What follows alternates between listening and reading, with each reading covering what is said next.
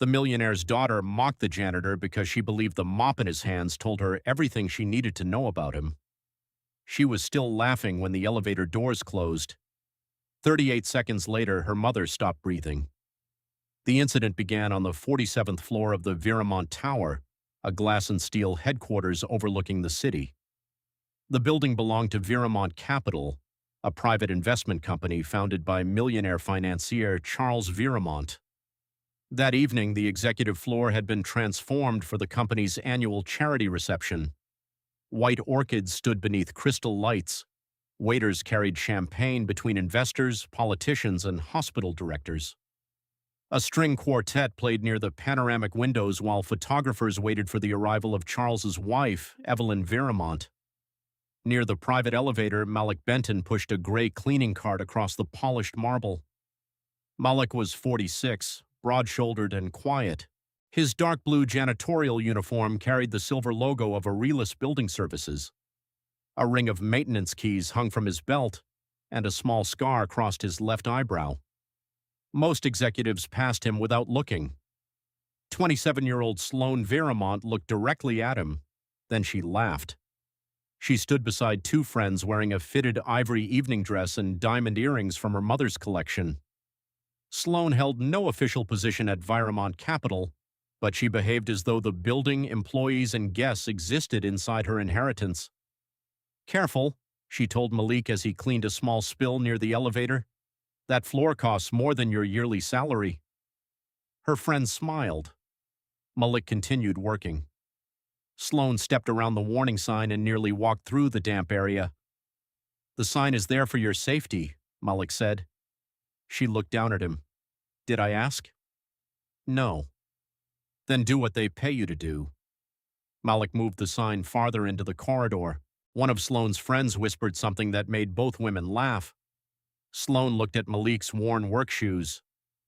"My father should stop hiring people who look like they slept inside the maintenance room." Malik straightened. "I don't work for your father." "You clean his building." "I work for the company contracted to maintain it." "That sounds like the same thing with extra words." The private elevator opened. Inside stood Evelyn Viramont. At 58, Evelyn possessed the composed beauty of someone accustomed to being photographed before speaking. She wore a dark emerald gown and a pearl brooch shaped like a small bird. Her silver blonde hair was pinned neatly behind her head. She looked from her daughter to Malik. "What is happening?" "Nothing," Sloane said. "The janitor is giving safety instructions." Evelyn noticed the wet floor. "Then perhaps you should follow them." Sloane rolled her eyes. "Mother, we're already late." Evelyn stepped from the elevator and approached Malik. "I apologize for my daughter." "You don't need to apologize for another adult." Sloane's face changed. "Excuse me?" Malik turned toward his cart. Evelyn studied him more carefully. "Have we met?" "Not formally." "You look familiar." "I worked emergency services before building maintenance." Evelyn's expression sharpened. "Paramedic." "Fire rescue medic." Sloane laughed again. "A janitor who used to be a hero." Malik looked at her. "No, a medic who now cleans buildings." The distinction silenced one of the friends, not Sloane. "So what happened? Couldn't handle the pressure?" Evelyn spoke firmly. "That is enough." Sloane lifted both hands. "I'm only asking." Malik pushed his cart toward the service corridor. Behind him, Sloane said, "People always invent impressive pasts when they're embarrassed by the present." He stopped. For a moment, it seemed he might respond. Instead, he looked toward the elevator control panel. A small amber light was flashing beneath the floor indicator. Malik moved closer. The light disappeared. "What is it?" Evelyn asked. "Possibly a door sensor fault." Sloane stepped inside the elevator. "It was inspected last week." "That doesn't mean it cannot fail today." "Are you also an elevator engineer?" "No, but I reported a delay in the emergency brake test this morning." Sloane pressed the lobby button. "Then write another report." Evelyn entered beside her daughter. Malik looked at the panel again. Mrs. Viramont used the central elevator. Sloane blocked the door with one hand. We are not walking across the entire floor because the janitor saw a blinking light. It may be nothing, Mullick said, but this car should remain out of service until maintenance checks the sensor. The event director approached, already nervous. What is delaying Mrs. Viramont? He says the elevator is broken, Sloane said. I said it may have a fault. The event director looked at the indicator. It appears normal. Sloane smiled. There, problem solved. Evelyn hesitated. She had been feeling unwell since afternoon. A faint pressure rested beneath her ribs and she had taken 2 antacid tablets before leaving home. She did not tell anyone because the reception supported a women's cardiac clinic carrying her name. The irony would have embarrassed her. I'll take the stairs to the central elevator, she said. Sloane groaned. Mother. It is 30 seconds. You let staff frighten you too easily. Mullick watched Evelyn touch her upper abdomen. Are you feeling pain? Sloane stared at him. Do not question my mother about her health. Evelyn answered anyway. Indigestion. Where? Mullick, the event director interrupted. Return to your assignment. He did not move. Mrs. Viramont, are you short of breath? Sloane stepped between them. She said indigestion. Evelyn's expression tightened as another wave of discomfort passed through her chest. Then the elevator doors began closing. Sloane pressed the open button. Come on, Mother, we are already here. Evelyn entered. The doors closed before Mullick could stop them. He looked at the floor indicator. The elevator descended. 46, 45. Then the numbers disappeared. A mechanical thud sounded somewhere inside the wall. The amber light returned. Mullick dropped the handle of his cleaning cart. Call elevator control. The event director frowned. It may have stopped for a guest. Mullick pressed the elevator call button. Nothing happened.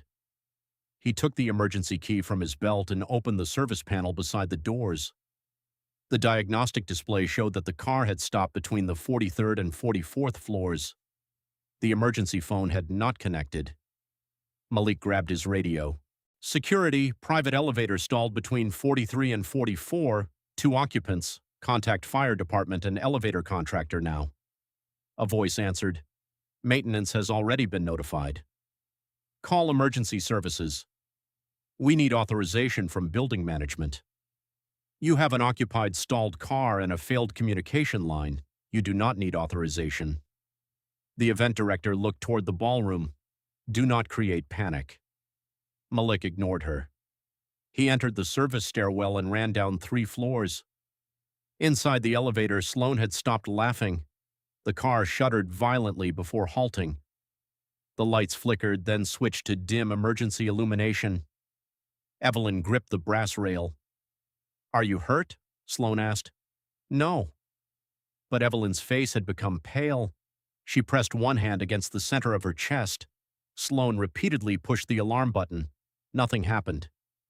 Hello? She shouted. Can anyone hear us? The emergency speaker remained silent. Evelyn lowered herself against the wall. Her handbag fell from her hand. Sloane crouched. Mother? I need air. You're having a panic attack. Evelyn looked at her daughter. No. The pain spread into her back and jaw. Sweat formed along her hairline. Sloane reached for her phone. No signal. Someone knows we're here. Evelyn closed her eyes. Sloane slapped the doors with both hands. Help! We're trapped! Mullick reached the 44th floor elevator landing and opened the outer service panel. He heard Sloane shouting below. Mrs. Viramont! The shouting stopped. Who is that? Sloane called. Mullick, is either of you injured? The elevator dropped. My mother feels sick. What symptoms? She says she can't breathe. Is she conscious? Yes. Chest pain? Sloane looked at Evelyn. Yes. Does it spread to her arm, jaw, or back? Evelyn whispered. Jaw. Sloane's voice changed. Yes. Malik looked at the gap beneath the landing doors. The elevator roof sat several feet below the floor level. Listen carefully. Your mother may be having a cardiac emergency. No, she has indigestion. Indigestion can feel similar. Do not assume. What should I do? Help her sit on the floor. Loosen anything tight around her neck. Check whether she has aspirin.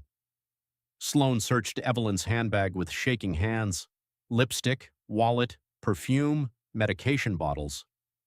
There's aspirin. What dose? 325 milligrams. Ask if she is allergic or has been told not to take it. Evelyn shook her head weakly. She says no. Have her chew one tablet. Sloan placed it in her mother's mouth. Where are the firefighters? Coming. How long? Malik looked toward the stairwell. No sirens yet. Stay focused on your mother. Evelyn leaned against the wall. Her breathing became shallow. Sloan touched her face. Mother, look at me. Evelyn's eyes opened briefly, then closed. Her body slumped sideways. Malik. Is she responding? No. Check whether she is breathing normally. Sloan placed one hand near Evelyn's mouth. I don't know. Is her chest rising? No. Lay her flat. Sloan began crying. I can't. Yes, you can. Put the phone light on and lay her flat. My phone has no signal. The light still works. Sloan turned it on and positioned Evelyn on the floor. Now check the side of her neck for a pulse. I can't feel anything. Malik closed his eyes for half a second. Begin chest compressions. I don't know how. I will guide you. Sloan placed both hands hesitantly over her mother's chest. The center of the chest, Malik said. One hand over the other. Lock your elbows. Push hard and fast. I'll hurt her. If her heart has stopped, compressions are her chance. Sloan pushed once, too softly. Harder. She tried again. Count aloud. 1, 2, 3. Her voice broke. Malik counted with her from outside the shaft. At 30 compressions, he told her to continue without stopping. Where is the emergency team? She cried. On the way. My arms hurt. Keep going. Evelyn remained motionless. Malik called security again. Bring the automated defibrillator from 47 and emergency oxygen to 44. The guard answered. Only medical personnel are authorized to use. Bring it now. The event director had followed him down the stairs. You cannot enter that shaft, she said. Malik removed his uniform jacket. I may not need to. You are not insured for elevator rescue. There is a woman in cardiac arrest. The fire department is 4 minutes away. She may not have 4 minutes. Malik opened the landing doors with his maintenance key. A dark gap separated the floor from the roof of the elevator. The car sat approximately 5 feet below the landing. The event director grabbed his arm. If the elevator moves, it could kill you. Have maintenance lock out the power. They are working on it. Confirm it. She called the control room. The emergency lockout engaged 20 seconds later. A security officer arrived carrying the defibrillator. Malik attached a safety line from the wall cabinet around his waist. He lowered himself onto the elevator roof. Sloan heard the metal above her. What is happening?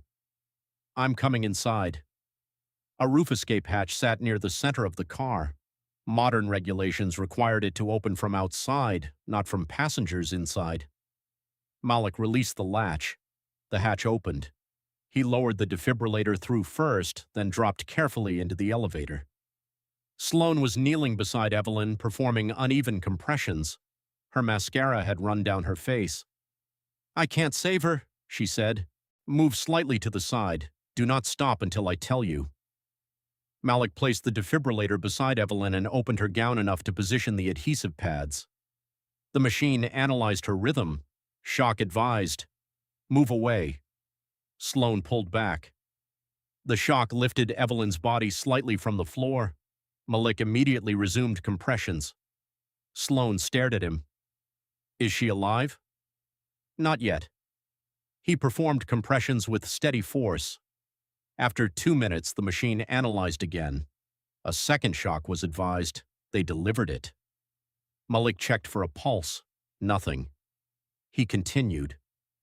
The elevator shaft amplified every sound: Sloane's crying, the mechanical voice of the defibrillator, Malik's counted compressions, and the distant arrival of fire crews above.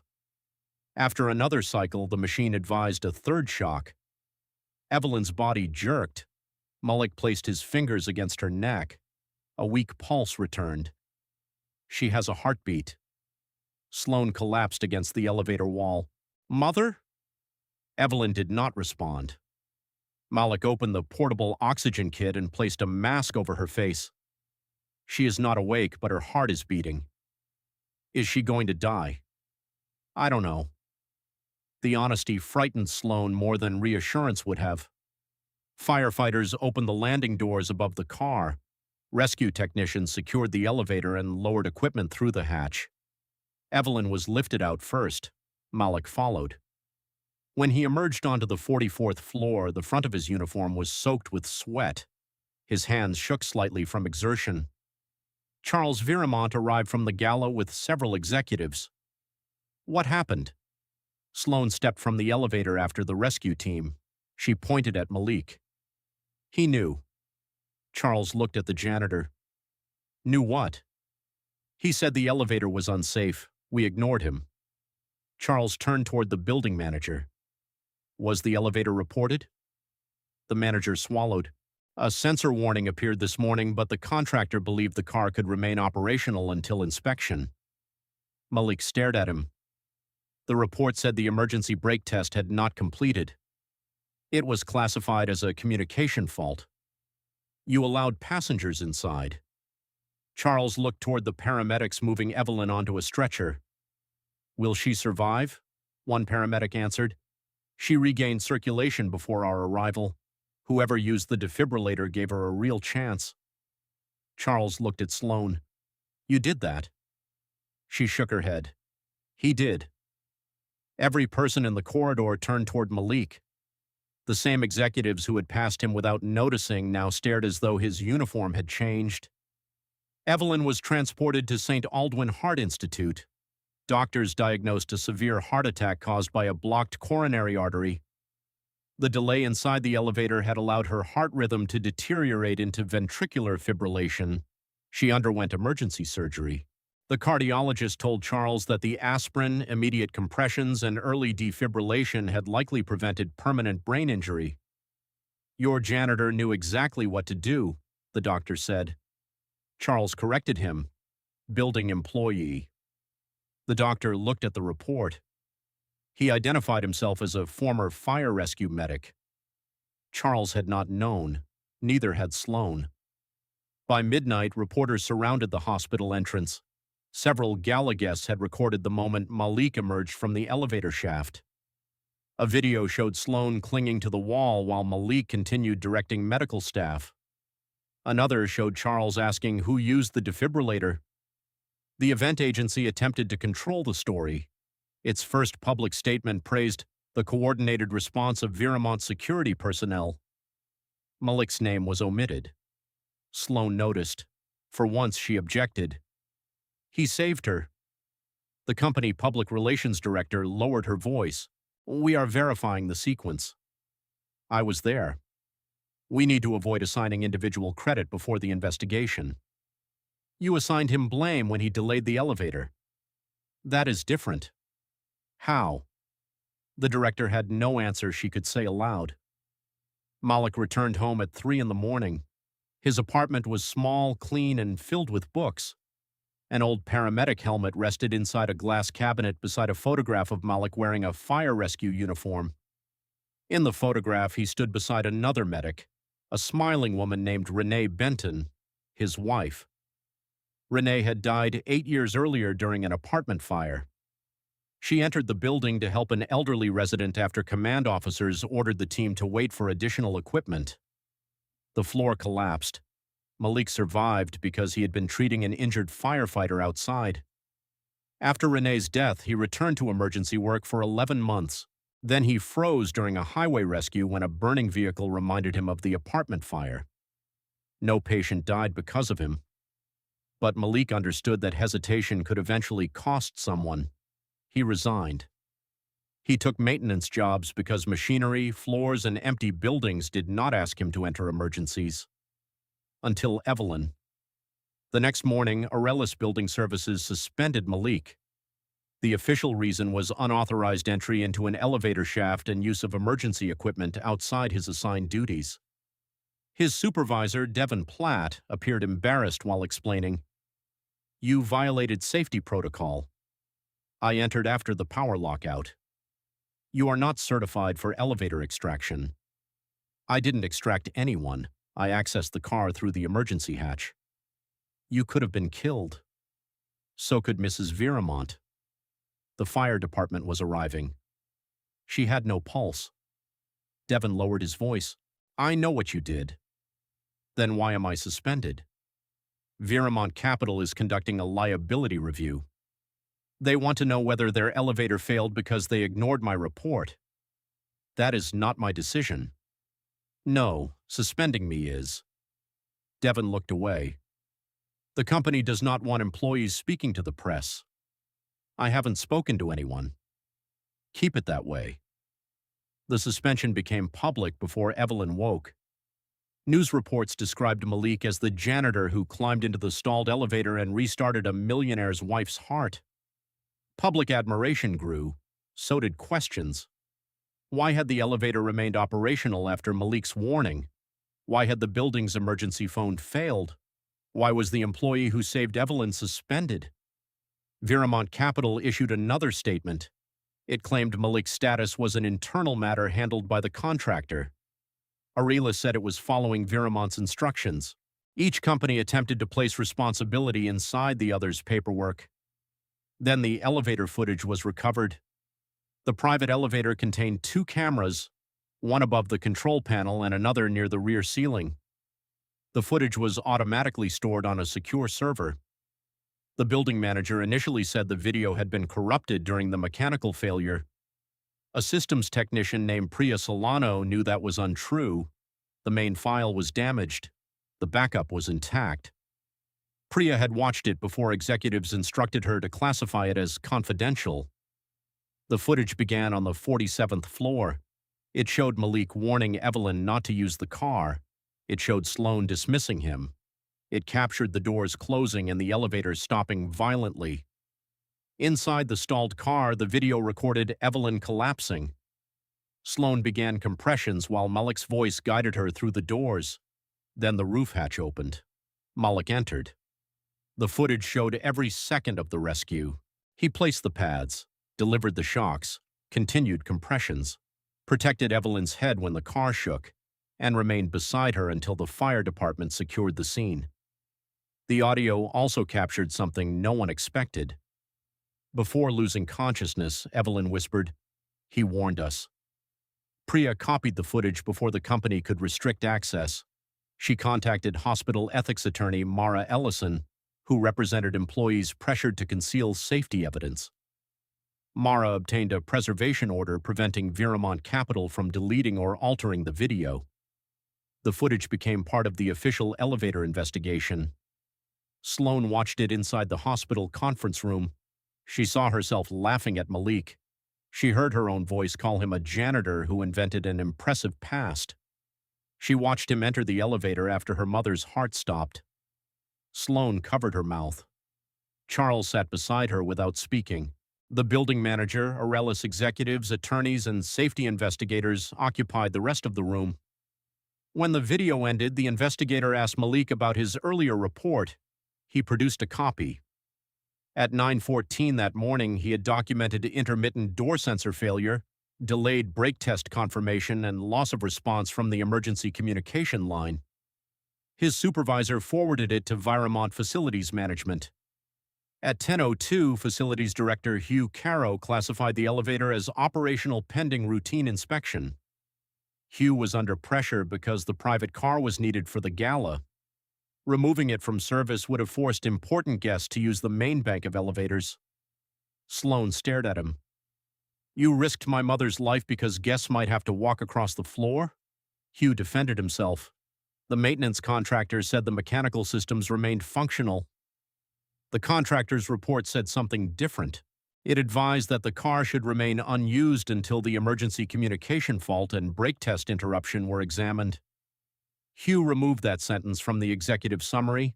He also instructed staff to reset the warning light before the gala. The fault later caused the car to stop when its door position data conflicted with the control system. The elevator's safety brakes prevented a full fall, but passengers became trapped without communication. The elevator had not been safe. Malik had been right. The investigation also revealed why he was suspended. After Evelyn's rescue, Hugh emailed Viramont's legal team.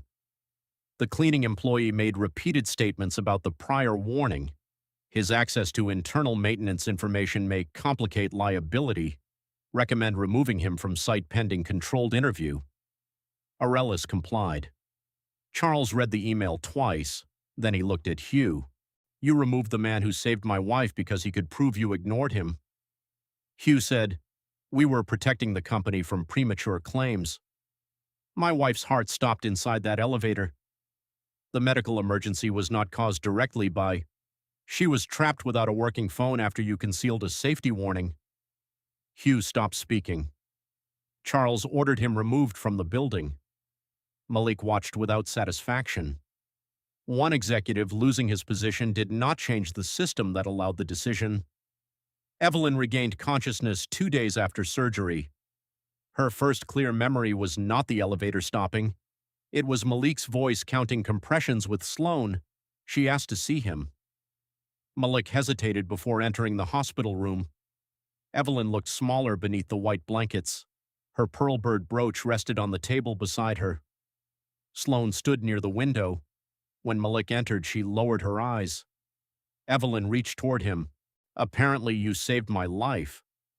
I helped your daughter save it. Sloan looked up. I didn't know what I was doing. You kept compressing. Because you told me to. You still had to do it. Evelyn studied Malik. Why did you leave emergency medicine? He did not answer immediately. My wife died during a rescue. I'm sorry. So am I. Did saving me make you want to return? No. Evelyn seemed surprised. Why not? Saving one person does not erase why I left. Sloan stepped closer. I owe you an apology. Yes. She had expected him to soften the moment. He did not. Her voice became quieter. I mocked you because of your job. You mocked me because you believed my job gave you permission. Sloan nodded. I was wrong. You were wrong before the elevator stopped. She looked toward her mother. I know. Do you? The question hurt more because Malik asked it calmly. Sloan had spent her life around people who corrected her privately and protected her publicly. Employees accepted her insults because they feared her surname. Friends laughed because closeness to her wealth benefited them. The elevator had removed every advantage except her ability to follow instructions. The man she treated as invisible became the only person whose voice could help her save her mother. I watched the footage, she said. That showed what happened inside the elevator. It also showed what happened before. Malik waited. I thought being important meant people had to tolerate me, she continued. I thought your uniform meant your life was smaller than mine. And now? Now I know the uniform told me what work you were doing, nothing else. Malik looked at Evelyn. Your daughter did not create that belief alone. Evelyn understood. The family, company, and people surrounding Sloan had rewarded the behavior for years. Evelyn had apologized to employees after her daughter insulted them, but she had rarely required Sloan to face consequences. I should have stopped it earlier, Evelyn said. Yes. Again, Malik did not rescue them from discomfort. Charles offered Malik a financial reward of $500,000. Malik refused. Charles increased it to $1 million. Malik refused again. You saved my wife, Charles said during a private meeting. I didn't do it for payment. That does not mean you should receive nothing. I want my suspension reversed, my lost wages restored, and the safety report made public. That is already being arranged. Then we're finished." Charles leaned back. "You clean a building owned by my company, I can change your life." Malik's expression remained neutral. "That is exactly how your employees got into trouble. They started believing your ability to change someone's life gave you the right to decide what that life should become." Charles was not accustomed to hearing his generosity described as power. "What do you want?" he asked. Malik gave him a list. Independent safety authority with power to close equipment without executive approval, protection for contracted workers who reported hazards, emergency medical training for every floor supervisor, defibrillators inside all elevator lobbies, recorded reasons whenever a safety report was downgraded, and no retaliation against Priya for preserving the footage. Charles agreed to every condition. Then Malik added one more. "Do not name the program after me." "Why?" "Because your company will use my face to prove it learned something before it has done the work." The elevator footage was released publicly after the investigation. It went viral. Viewers saw Sloan mock Malik outside the car. They watched her confidence disappear as Evelyn collapsed. They heard Malik guide her from the hallway, and they watched the janitor climb through the roof hatch, shock Evelyn's heart, and continue compressions until circulation returned.